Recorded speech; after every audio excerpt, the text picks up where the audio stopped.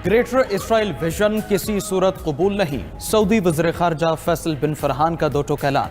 जद्दा में गजा के बहरान पर ओआईसी वज़ीर ख़ारजा काउंसिल के इजलास से खिताब करते हुए कहा, अब फ़लस्तीनी रियासत का क़याम नागज़ीर हो चुका है। दो रियासती हल ही वाहिद और मुनसिफाना रास्ता है।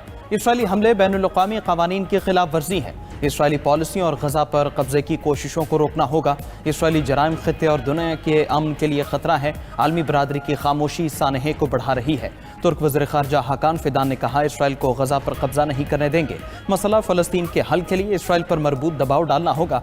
फ़लस्तीनी वज़ीर ख़ारजा ने गजा में बिला रोक टोक इमदाद की फराहमी का मुतालबा किया।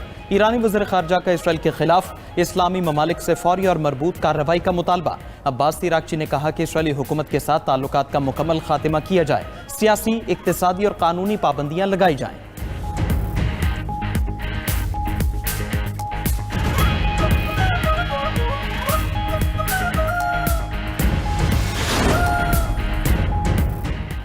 अमेरिकी सदर डोनाल्ड ट्रंप ने जनूबी कोरिया की सूरत हाल पर सवालात उठा दिए। सोशल मीडिया पोस्ट में लिखा, जनूबी कोरिया में क्या हो रहा है?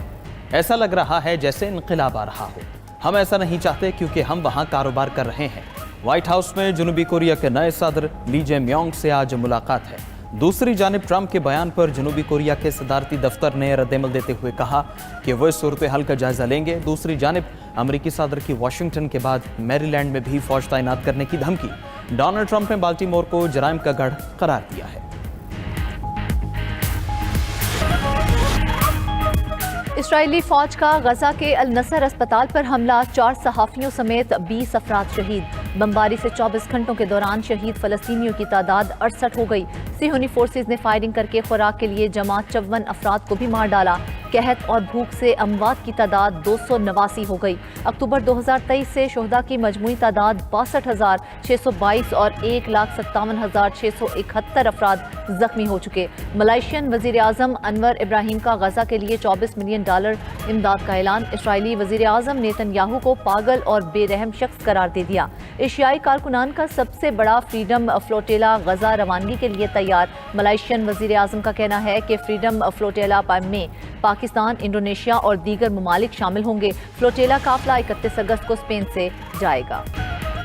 भारत ने सतलुज और दरियाए रावी में पानी छोड़ दिया। दरियाए रावी में छोड़ा गया सैलाबी रेला पाकिस्तानी हदूद में दाखिल। फ्लड फोरकास्टिंग डिवीजन के मुताबिक जस्टर के मकाम पर पानी की सतह 61,000 क्यूसेक से बढ़ गई। इस वक्त यहाँ निचले दर्जे का सैलाब है। सैलाबी रेला आज रात शादरा से गुजरेगा। दरियाए सतलुज में ऊंचे दर्जे के सैलाब की कसूर पर यलगार। सैलाबी पानी से कसूर के 36 से जायद देहात ज़ेर-ए-आब। मुतअद्दिद देहात और बस्तियों का ज़मीनी रास्ता मुनक़ता। बल्लेवाला और आरिफ की के हिफाजती बंद टूट गए। हिफाजती बंद टूटने से सतलुज का पानी घरों और खेतों में दाखिल। हेड गंडा सिंह पर पानी की सतह 21 फीट से तजावुज़ कर गई। हेड सुलेमानकी से 94,143 क्यूसेक का सैलाबी रेला गुजर रहा। पाकपतन, बहावल नगर, बूरेवाला और आरिफवाला में भी सैलाबी सूरत हाल बिगड़ने लगी।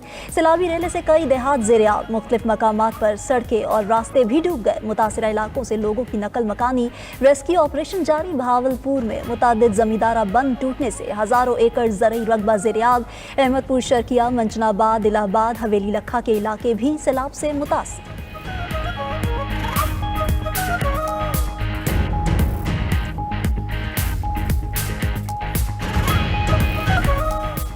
अमरीकी सदर ट्रंप का गजा में अस्पताल पर इसराइली हमले से इजहार लाइल्मी। कहा, अस्पताल पर हमले से मुताल्लिक नहीं जानता, लेकिन इससे खुश नहीं हूँ। ये सब नहीं देखना चाहता। इस भयानक ख्वाब को ख़त्म करना होगा। अमन की तरफ जाना चाहिए। सदर ट्रंप का एक बार फिर पाक भारत जंग का तस्करा। कहा, हमने 7 जंगें रुकवाईं। पाक भारत जंग में 7 तैयारे गिरे थे। जौहरी जंग भी शुरू हो सकती थी। उन्होंने मुदाखलत की और तिजारत के बदले पाक भारत जंग रुकवाई। साफ कहा कि अगर तुम लोग लड़ते रहोगे तो मैं तिजारत नहीं करूंगा। मजीद बोले, पुतिन और ज़ेलेंस्की को मिलना चाहिए। रूसी सदर, यूक्रेनी हम मनसब को पसंद नहीं करते, मिलने से गुरेजा हैं। लगता है कि हम शुमाली और जनूबी कोरिया में कुछ कर सकते हैं। शुमाली कोरिया के रहनुमा किम के साथ मुलाकात के मुंतज़िर हैं। ईरान में ऑपरेशन के दौरान हर मिसाइल निशाने पर लगा। हमने ईरान को एटमी हथियार बनाने से रोका है।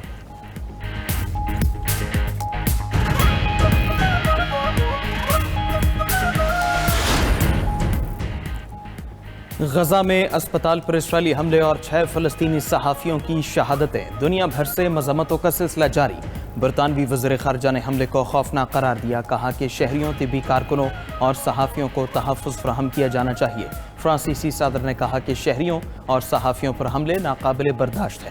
قطری وزارت خارجہ نے اسرائیل کے خلاف بین الاقوامی سطح پر فیصلہ کن کارروائی کا مطالبہ کیا۔ سربراہ عالمی ادارے صحت نے کہا کہ غزہ میں محدود طبی وسائل پر بار بار حملے فوری بند ہونے چاہیے۔ ترکیہ نے کہا کہ صحافیوں پر منظم حملوں سے سچائی کو سامنے آنے سے روکا نہیں جا سکتا۔ اسپین نے بھی غزہ میں صحافیوں پر اسرائیلی حملوں کی مذمت کی۔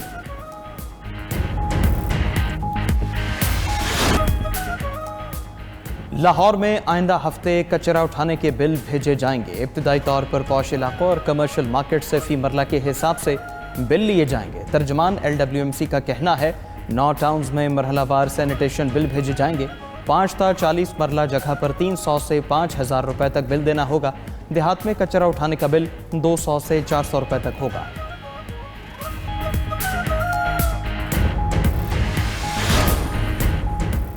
فلسطینی ریاست کو تسلیم کرنے کا ارادہ ظاہر کرنے پر فرانس اور امریکہ میں سفارتی تعلقات متاثر ہونے کا خدشہ۔ فرانسیسی محکمہ خارجہ نے امریکی سفیر چارلز کشنر کو ایمانوئل میکرون کے نام کھلا خط لکھنے پر سمن جاری کر دیا۔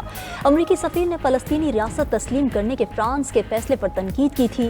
امریکی سفیر کے مطابق فرانسیسی حکام ملک میں یہود مخالف کارروائیاں روکنے میں ناکام رہے، جس سے یہودیوں کی جانوں کو خطرہ لاحق ہوا ہے۔ فرانسیسی وزارت خارجہ نے امریکی سفیر کے بیان کو ناقابل قبول قرار دیتے ہوئے کہا کہ یہ الزامات بین الاقوامی قوانین اور سفارتی آداب کے منافی ہیں۔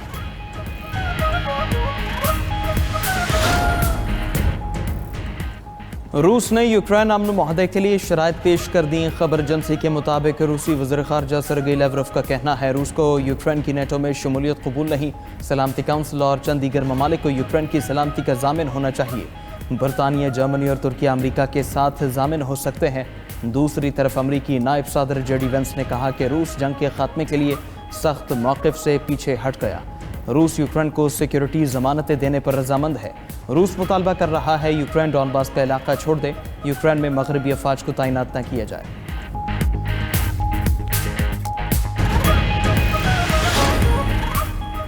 ایک طرف مذاکرات تو دوسری جانب جاسوسی کی کوششیں۔ امریکی طیاروں نے الاسکا کے ایئر ڈیفنس زون میں روسی طیارے کا راستہ روکا۔ امریکی فضائیہ نے روسی سرویلنس طیارے I-120 کو انٹرسیپٹ کیا۔ رپورٹ کے مطابق روسی طیارے کی فضائی حدود میں موجودگی کی اطلاع پر امریکی فضائیہ نے 5 طیارے روانہ کیے۔ اس سے قبل بھی 2 بار روسی طیاروں کا راستہ روکا جا چکا ہے۔ برطانیہ کے جزیرے آئل آف وائٹ میں ہیلی کاپٹر گر کر تباہ، حادثے میں 3 افراد ہلاک، 1 زخمی۔ غیر ملکی میڈیا کے مطابق حادثے کے شکار ہیلی کاپٹر میں 4 افراد سوار تھے۔ عینی شاہدین کا کہنا ہے کہ حادثے سے قبل ہیلی کاپٹر ہوا میں گھومتا رہا۔ حادثے کی وجوہات جاننے کے لیے تحقیقات جاری ہیں۔